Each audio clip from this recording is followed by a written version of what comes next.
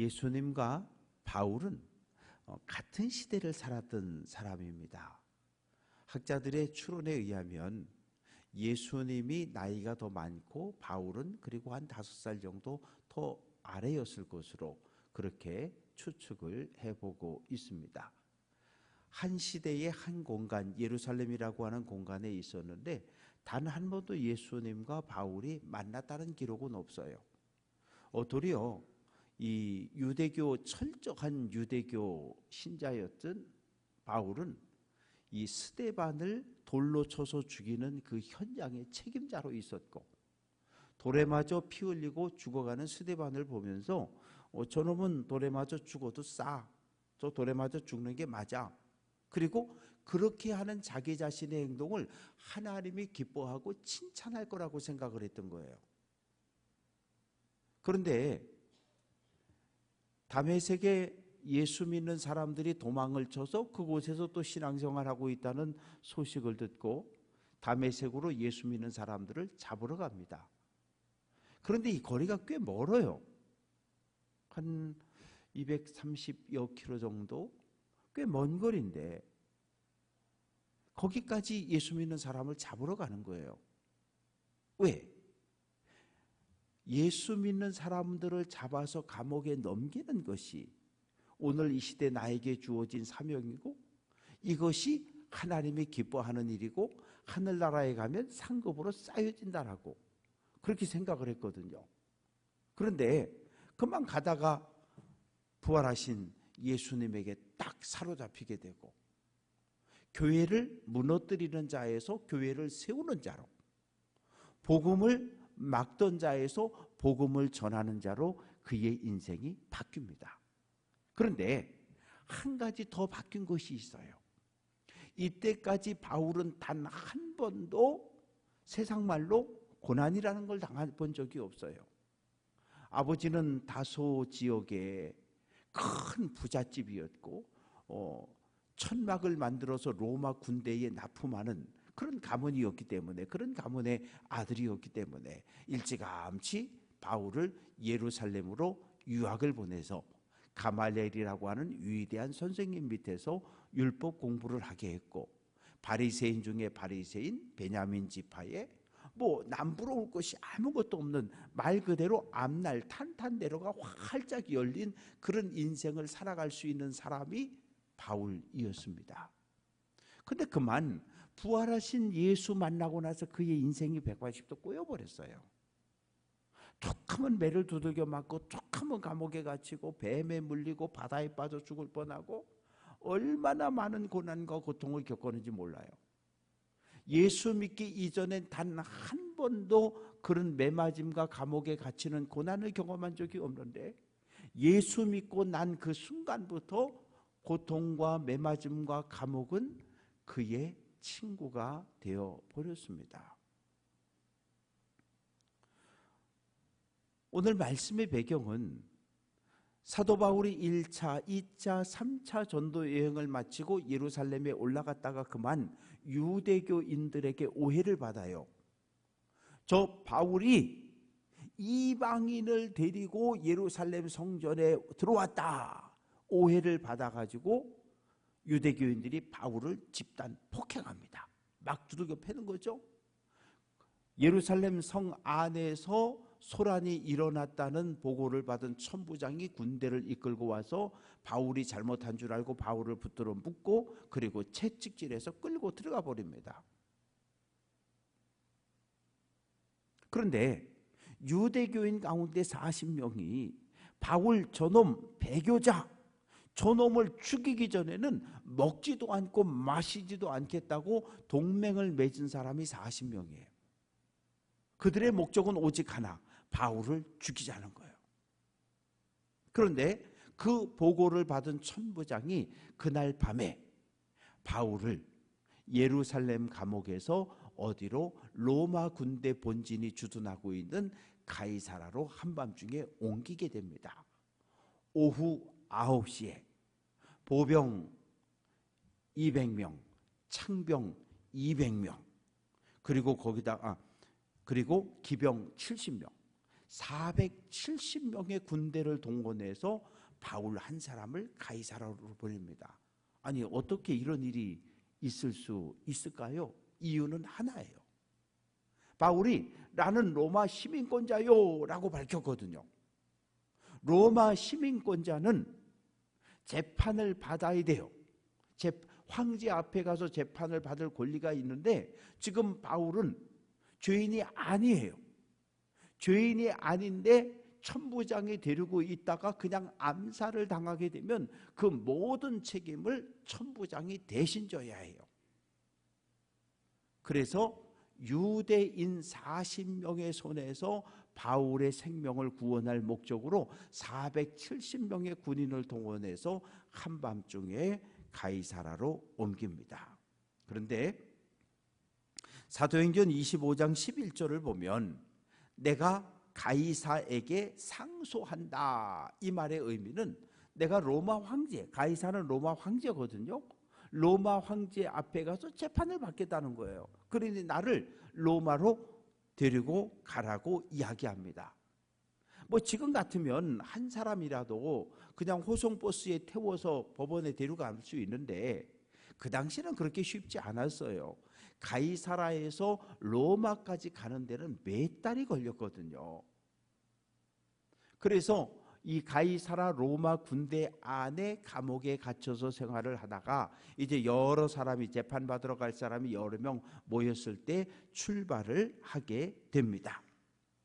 율리오라고 하는 백부장이 바울과 몇몇 죄수들을 데리고 로마로 갑니다.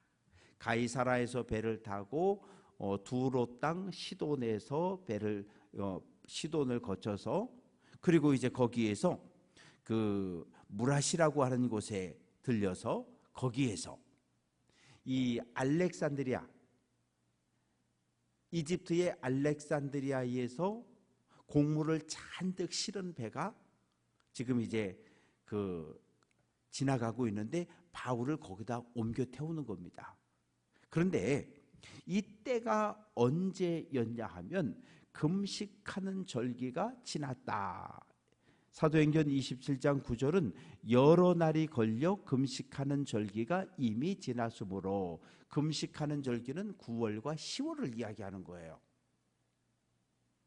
그런데 이때는 지중해의 여러 항해 일지들을 쫙 조사를 해보면 어떤 기록이 남아있냐 하면 9월 14일부터 11월 11일까지 지중해를 항해하는 것은 위험하다. 11월 11일부터 그 다음에 3월 10일까지 겨울 동안에 지중해 바다를 항해하는 것은 아주 위험하다. 이런 기록이 남아 있어요.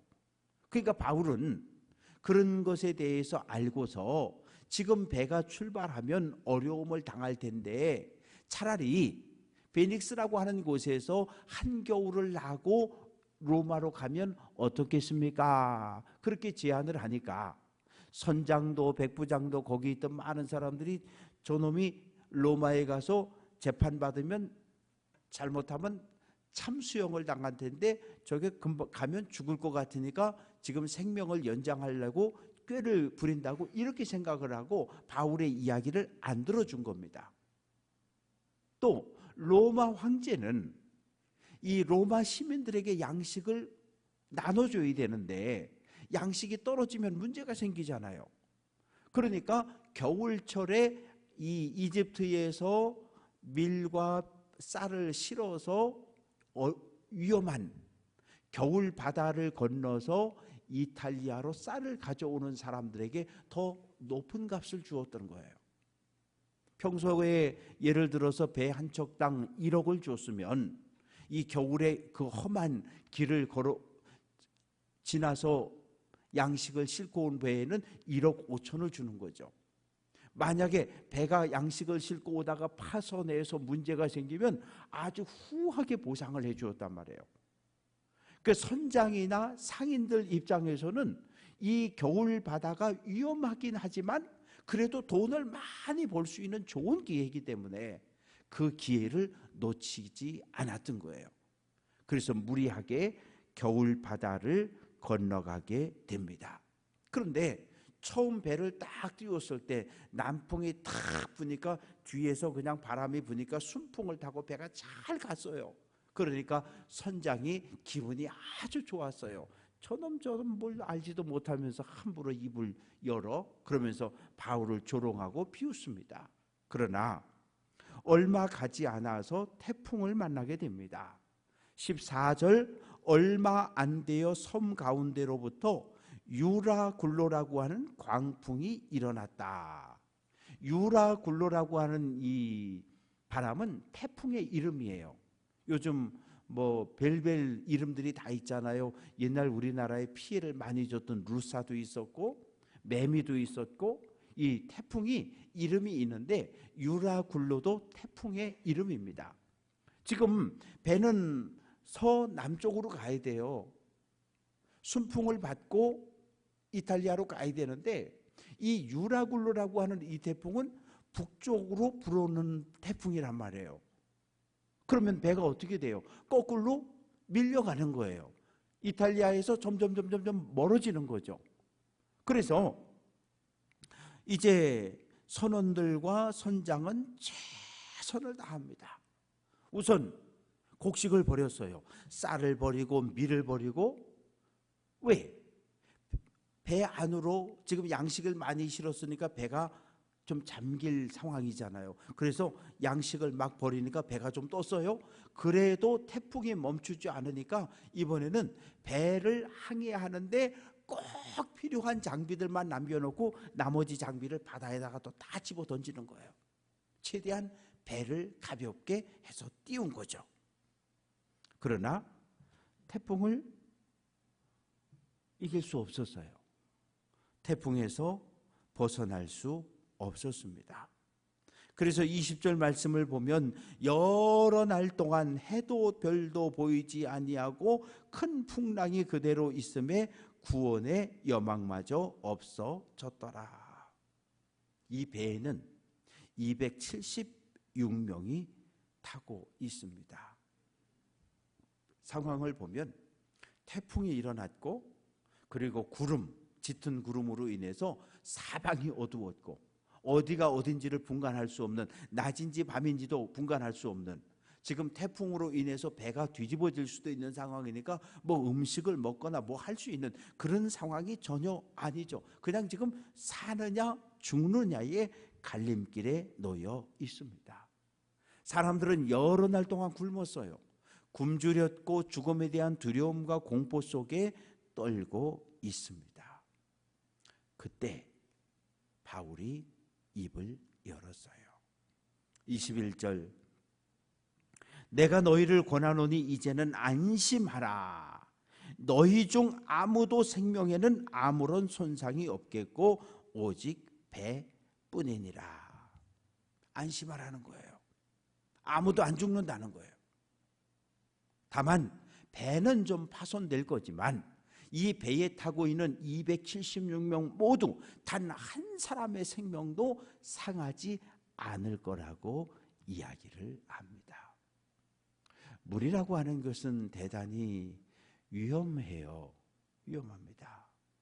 어제도 홍천에서 큰 저수지에서 아마 형제가 그렇게 부교 저수지 위에 떠 있는 뭐 다리를 가설하다가 그만 이 배가 하나 떠내려가니까 45살 동생이 먼저 그걸 잡으려고 뛰어들었어요. 조금 있다가 옆에서 보고 있던 48살 형이 동생을 살리려고 또 뛰어들었어요. 근데 오늘 두 형제 모두 시체로 발견이 됐어요. 얼마나 기가 막힌 일입니까? 우리도 몇 년 전에 의암댐에서 사고가 나서 여러 사람이 죽었잖아요. 물이라고 하는 것은 대단히 위험해요. 바다는 더해요. 그리고 태풍이 불고 그리고 큰 풍랑이 일어나고 그럴 때 바다는 정말 무서워요. 태풍이 올 때 바닷가에서 이 태풍이 해안으로 밀려오는 것을 구경하신 적이 있을 거예요. 그저 평소에는 잔잔하고 들어가면 그저 이렇게 허벅지를 톡톡 치는 그런 파도지만 태풍이 오고 거센 풍랑이 칠 때는 파도가 2m, 3m, 5m 집채보다 더 큰 그런 파도들이 해안으로 몰려와서 우리를 두렵게 해요. 유라굴로라고 하는 태풍은 그만큼 지금 위협적이고 무서운 태풍입니다. 우리가 예수 믿고 구원받는다, 맞는 말이에요. 예수 믿으면 행복하다, 그 말도 맞는 말이에요. 근데 목사 입에서 예수 믿고 고난당합니다, 이 말하기는 쉽지 않아요. 또 여러분들도 이 얘기를 별로 좋아하지 않아요. 아니 목사님은 무슨 예수 믿으면 구원받고 행복하고 천국 가고 부자 되고 뭐 이런 얘기를 해야지, 뭐 예수 믿으면 고난당한다고 이런 설교를 하시면 어떡해? 아니 근데요, 성경을 아무리 읽어봐도요, 믿음의 사람들 치고 고난을 안 당한 사람이 단 한 사람도 없어요. 우리가 내 인생의 주인이라고 고백하는 예수님이 고난 안 당하셨습니까?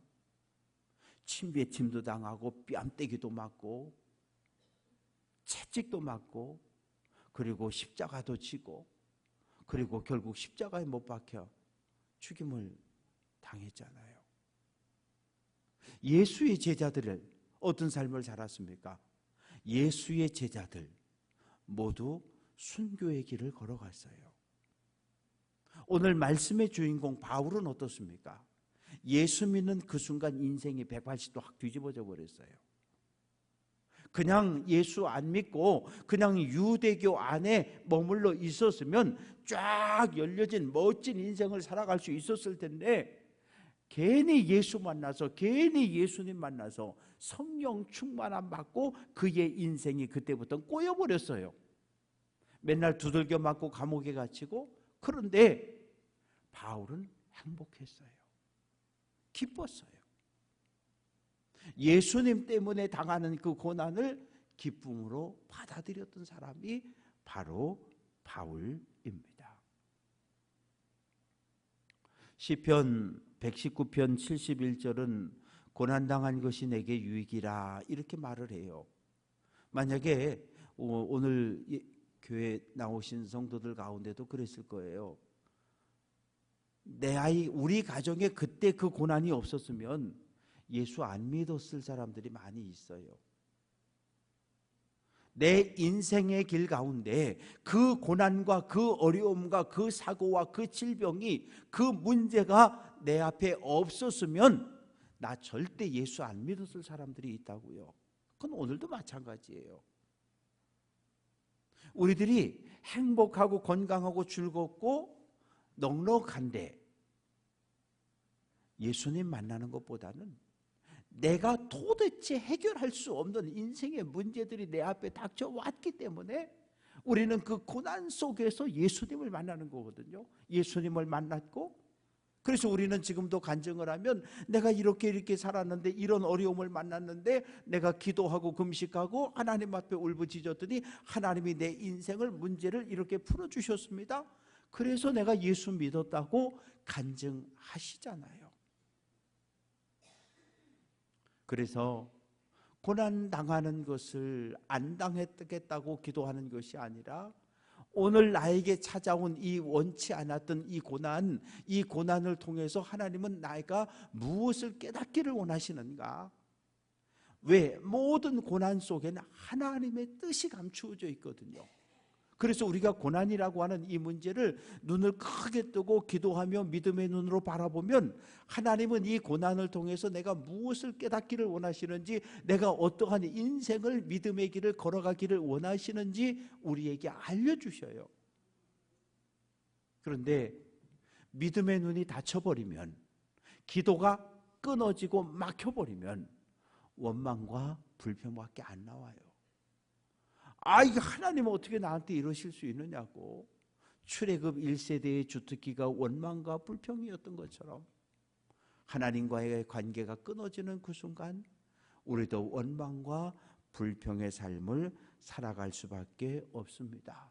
사랑하는 성도 여러분, 믿음의 길 걸어가다 눈물의 골짜기를 걷게 되고 만나게 될지라도 하나님을 향한 기도의 순간이 멈추지 않기를 주님의 이름으로 축원합니다. 우리가 말씀을 붙잡고 믿음대로 살면 세상이 우리에게 늘 박수치고 우리를 잘한다고 칭찬할까요? 절대 그렇지 않아요. 우리가 하나님 말씀에 순종하는 삶을 살아가면 세상은 우리를 부담스러워해요. 우리를 불편해해요. 왜?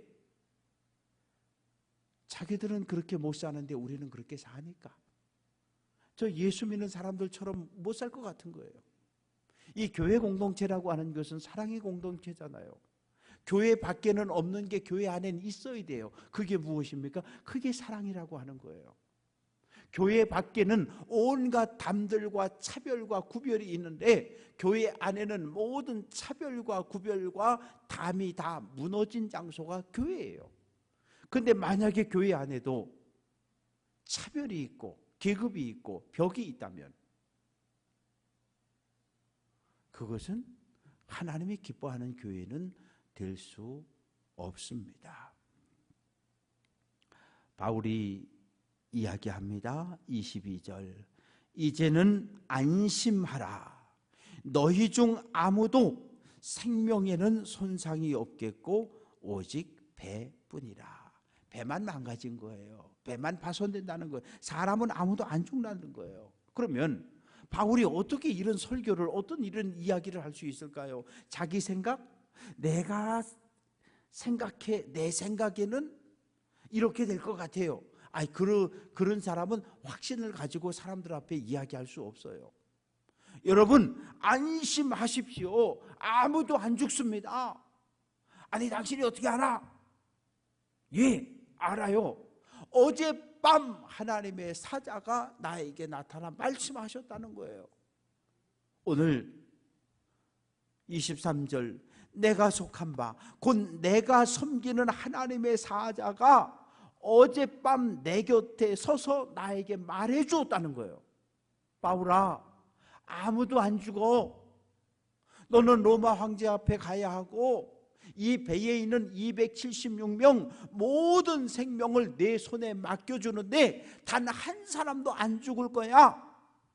하나님께서 천사를 통해서 바울에게 전해준 그 말씀을 바울은 믿음으로 선포하는 거거든요. 이게 중요해요. 10년 전 예수님을 만났던 은혜의 체험 참 중요해요. 10년 전 그 은혜의 체험 때문에 10년 전 우리의 믿음이 성장한 거거든요. 5년 전에 받은 하나님의 은혜 때문에 우리가 5년 전 그 힘든 시절 믿음을 지켜왔던 거거든요. 근데 문제는 언제까지 5년 전에 만났던 하나님, 10년 전에 만났던 하나님만 이야기하며 살 거예요. 그럼 하나님은 과거의 하나님입니까? 하나님은 오늘 나와는 아무 상관이 없는 그런 하나님? 아니요. 우리는 오늘 하나님을 만나야 해요. 바울은 어젯밤 천사를 통해 하나님의 말씀을 듣고 그 말씀을 275명에게 선포하고 있는 거거든요. 오늘 우리에게도 그런 은혜가 필요해요.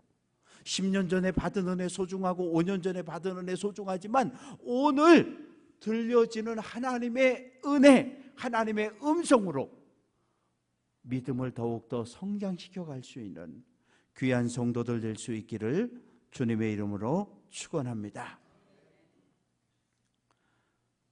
이 배에 타고 있던 사람들은 유대인은 별로 없었어요. 대부분 이방 사람들이기 때문에 바울은 하나님의 사자, 천사라고 하는 표현을 사용을 하고 있습니다. 한 사람 참 중요해요. 특히 배에서 한 사람은 대단히 중요합니다. 배에서 가장 중요한 사람이 누굴 것 같아요? 배에서 선장님이에요. 선장님. 선장의 역할은 대단히 중요해요. 어디서 볼 수 있습니까? 세월호 사건에서 볼 수 있어요. 2014년 4월 16일 인천항을 떠난 세월호가 전라도 진도 앞바다 지나다가 거기서 좌초되잖아요. 뭐 배가 가다 보면 좌초할 수 있어요. 그때 선장이 빠른 판단과 지시를 내려야 돼요. 왜? 배에 탄 모든 수백 명의 생명을 책임진 사람이 선장이기 때문에. 근데 선장은 어떤 모습을 보입니까?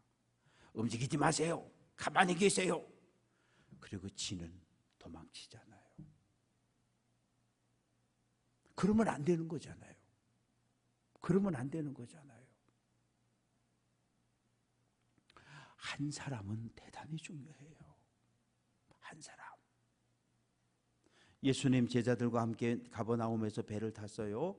얘들아, 저 거라사 데가볼리로 가자. 예, 갑니다. 중간에 풍랑을 만났어요. 제자들이 물을 퍼내면서 이 풍랑과 싸우고 있습니다. 하다 못했어요. 그런데 예수님은 탁 쳐다보니까 이 베개를 베고 고물의 뒤쪽에서 주무시고 계시는 거예요. 누구라고는 성경에 기록하지 않았는데 그냥 제 생각 같으면 베드로였을 것 같아요. 왜? 베드로가 성격이 제일 급하거든. 예수님한테 가서 막 흔들면서 선생님, 지금 우리가 다 죽게 되는데 어떻게 주무시냐고, 당장 일어서시라고 막 소리 질렀잖아요. 예수님이 일어나셔서 바람과 바다를 꾸짖어 잔잔케 하셨어요. 한 사람. 하나님의 음성이 선지자 요나에게 임했습니다. 요나야, 예 하나님, 너 니느웨 이전 갔다 와야 되겠다. 아이고 하나님, 무슨 못 가요. 갔다 와. 가서 회개하지 않으면 하나님의 심판을 받고 멸망한다고 선포하고 와. 못 가요. 그래서 어떻게 합니까? 배 타고 타시스, 스페인으로 가는 배를 타고 도망을 치잖아요. 하나님은 이스라엘 땅 안에만 계시는 분이니까 내가 배를 타고 바다로 도망가면 하나님 못 쫓아올 거야. 그러고 도망치잖아요. 어떻게 됐습니까? 하나님이 풍랑으로 앞을 막았어요. 그런데 선장과 선원들은 양식을 버리고 화물을 버리고 배를 높이고 그리고 자기들이 믿는 신의 이름을 부르며 살려달라고 기도하고 있는데 요나는 뭐하고 있어요? 자기 잘못인데 배 가장 밑에 들어가서 잠을 자고 있어요. 이런 법이 어디 있어요? 잠을 자고 있는 요나가 오늘 한국교회, 우리 교회라고 생각을 해보면 이거 정말 기가 막힌 일이죠.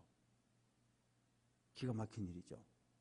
교회 밖의 세상은 교회를 살리겠다고, 교회를 살려야 한다고 소리치고 애쓰고 노력하고 있는데 정작 하나님을 믿는 교회는, 성도들은 잠을 자고 있다면,